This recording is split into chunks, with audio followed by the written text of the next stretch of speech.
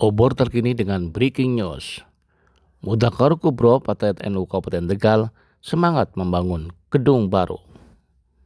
Semangat kebersamaan dan kemandirian organisasi mengemuka dalam Mudzakarah Kubro pimpinan cabang Fatayat NU Kabupaten Tegal, Korwil 1 yang meliputi PAC Kecamatan Lebaksiu, Dukuhwaru, dan Selawi di MTS Negeri 1 Babakan, Tegal.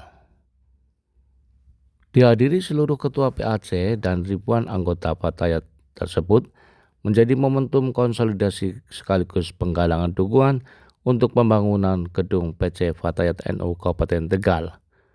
Bupati Tegal Ishak Maulana Rahman mengapresiasi undangan dari Fatayat NU dan menyampaikan kegembiraannya dapat kembali bersilaturahmi dengan para kader perempuan Nahdlatul Ulama setelah sekian lama tidak bertemu secara langsung.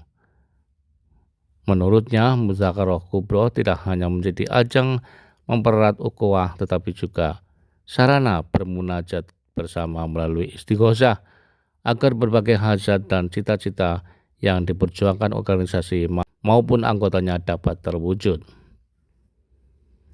Ishak menilai rencana pembangunan gedung Fatayat NU Tegal merupakan cita-cita besar yang layak didukung bersama. Ia mengatakan lokasi gedung yang berada di kawasan strategis dekat Jalan Nasional dan Terminal Selawi berpotensi menjadi bagian dari pusat pertumbuhan ekonomi baru di wilayah tersebut. Pemerintah Kabupaten Tegal, lanjut Ishak, telah memberikan dukungan melalui hibah sebesar 500 juta rupiah pada tahun ini. Namun pembangunan gedung menurutnya membutuhkan partisipasi seluruh anggota karena keberadaan gedung tersebut akan menjadi aset bersama organisasi.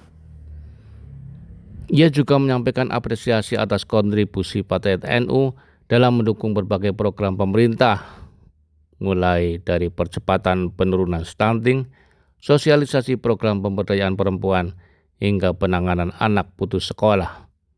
Bahkan dalam berbagai kegiatan kemanusiaan, termasuk saat terjadi bencana tanah bergerak di Padasari, Jatinegara, kader Fatayat NU dinilai selalu hadir membantu masyarakat.